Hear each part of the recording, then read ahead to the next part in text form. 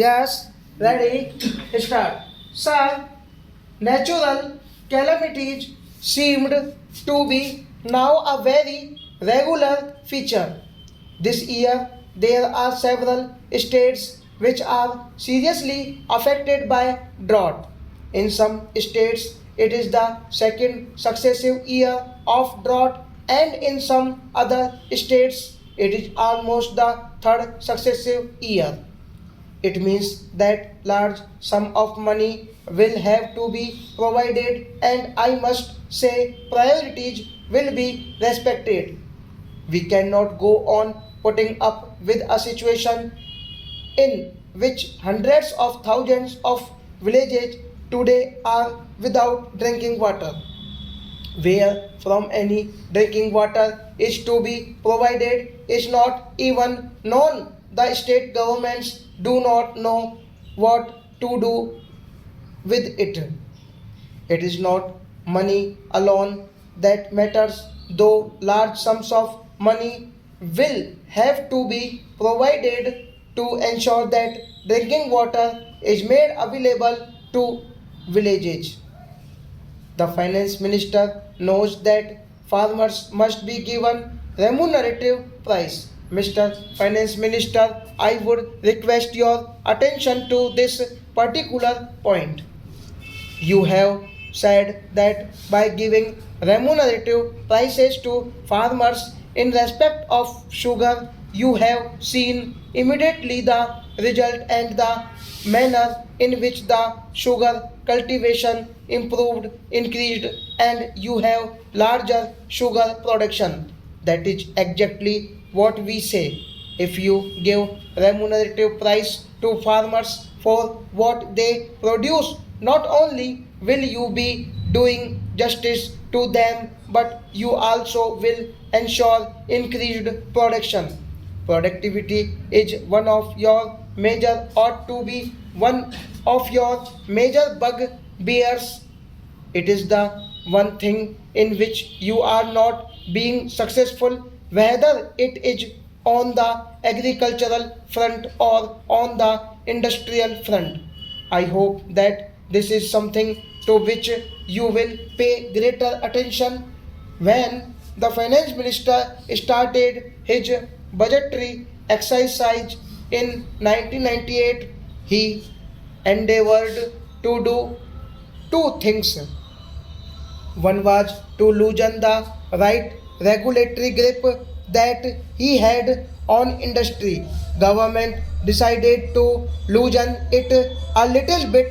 The second thing that they had decided to do was to streamline the fiscal and budgetary process so as to enhance revenue collection and stabilize the business and trade. On both these fronts, subsequent developments have been somewhat hesitant, but in some cases they are contradictory also. So far as loosening the tight grip that government has on the industry, I think government has released that by really loosening it in a judicious way. There has been tremendous improvement in the situation. Why that process has stopped, I don't know, but I would recommend to the finance minister that loosening of the control in a selective way is a highly desirable process and to continue it if you want to ensure that productivity increases. Productivity can only increase if there is less and less restrictions and fewer restrictions. Even more than that, please note that what is not yet changed is the delay that takes place in decision making. The delay in decision making has a disastrous effect in many ways.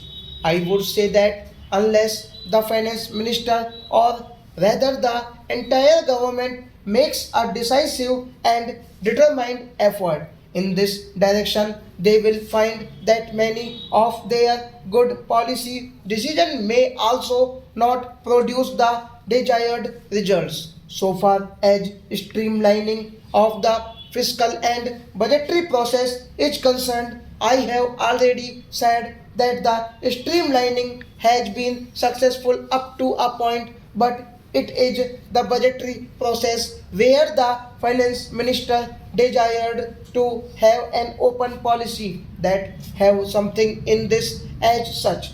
He has been, in fact, making a budgetary every month in the sense that fiscal changes that are frequently being made, the way in which excise duties are being changed and changed in significant way, give that impression. Some of the changes that are being made may have really disastrous effect on industry. We do not know the reasons that as to why these changes are being made. Mr. Chairman, sir, the streamlining process in regard to taxation policy is good. I understand that the income tax bill is being revised.